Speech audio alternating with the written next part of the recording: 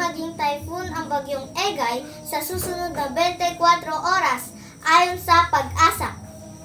Asang lalakas ang bagyo sa loob ng 72 hours at magiging super typhoon sa Martes.